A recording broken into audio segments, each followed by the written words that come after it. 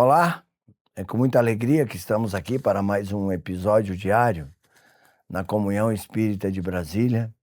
Esse programa que juntamente eu, a Piva, a Flaviana e o Mário trazemos mensagens da literatura espírita, do Evangelho de Jesus, mensagens que possam nos ajudar naquele dia a dia ali, de trazer um consolo, um acolhimento, um esclarecimento, uma orientação. E eu estou aqui com o livro Caminho, Verdade e Vida, né? Ditado pelo Espírito Emmanuel, psicografado por Francisco Cândido Xavier, publicado pela FEB Editora. Pertence à coleção Fonte Viva.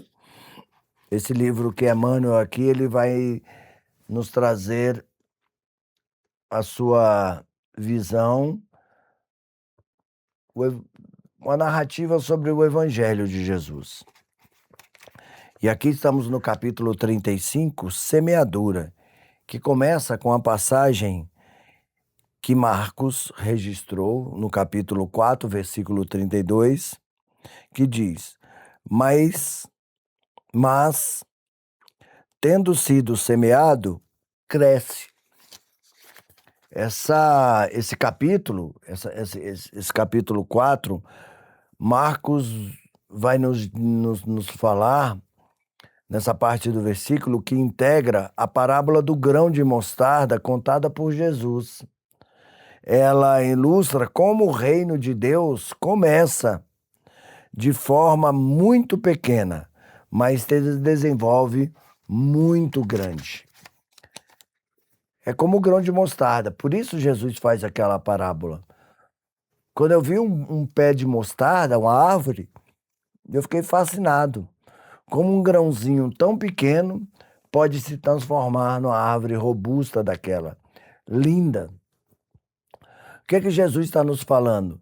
Nós nascemos pequenos, mas viemos ao mundo para evoluir, dentro das nossas imperfeições, das nossas lutas, das nossas percepções, das coisas da vida, passando pelas provas e expiações. E é isso que Emmanuel vai nos trazer aqui, quando ele diz: é razoável que todos os homens procurem compreender a substância dos atos que praticam nas atividades diárias, as nossas lutas diárias, ainda que estejam obedecendo a certos regulamentos do mundo.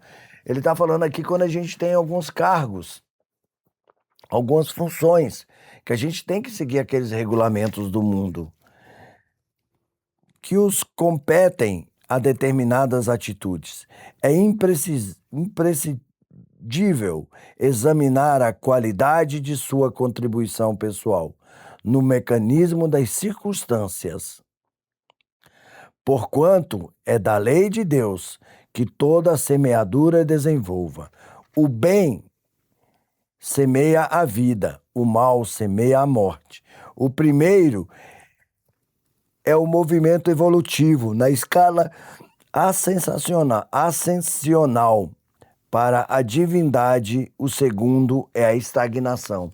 É aquilo que ele está falando, que o bem que eu fizer aqui nessa vida, ela vai ser o meu juiz, pela minha consciência, quando eu desencarnar. E eu vi um palestrante falar uma fala que eu achei muito interessante.